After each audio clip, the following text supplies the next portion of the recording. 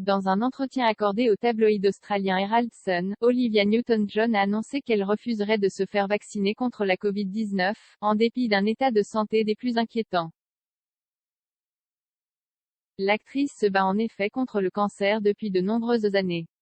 Olivia Newton-John plus suivre ne plus suivre. Olivia Newton-John a beau n'avoir joué que dans une dizaine de longs métrages et quelques productions télévisuelles, elle fait partie des actrices américaines les plus connues de par le monde.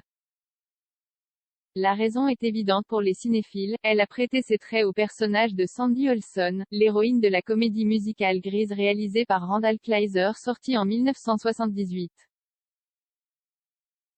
Aux côtés de John Travolta, elle a écrit l'une des plus belles pages de l'histoire hollywoodienne et poussé des générations à fouler les pistes de danse sur l'air de You're the One That You Want, You, Oh Oh Honey. Malheureusement pour l'actrice, cela fait plusieurs années qu'elle lutte contre la maladie. Atteinte d'un cancer du sein pour la troisième fois, elle expliquait à la chaîne britannique ITV qu'elle ne perdait pas espoir. Je ne discute pas du pronostic. Je sais quelles sont les statistiques, mais je les ai mises de côté.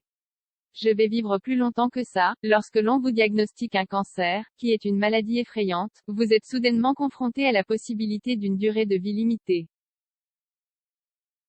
Si vous croyez les statistiques, vous allez faire en sorte qu'elles se réalisent.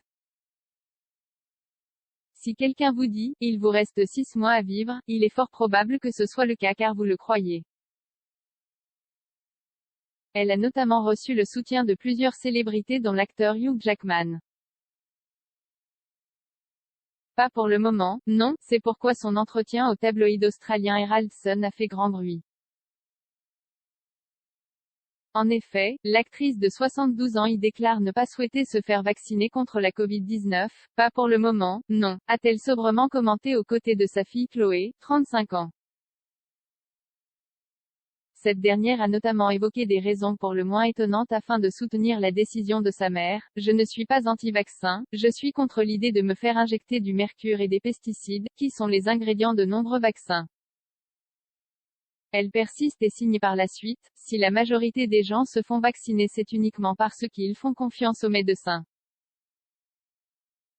C'était mon cas auparavant.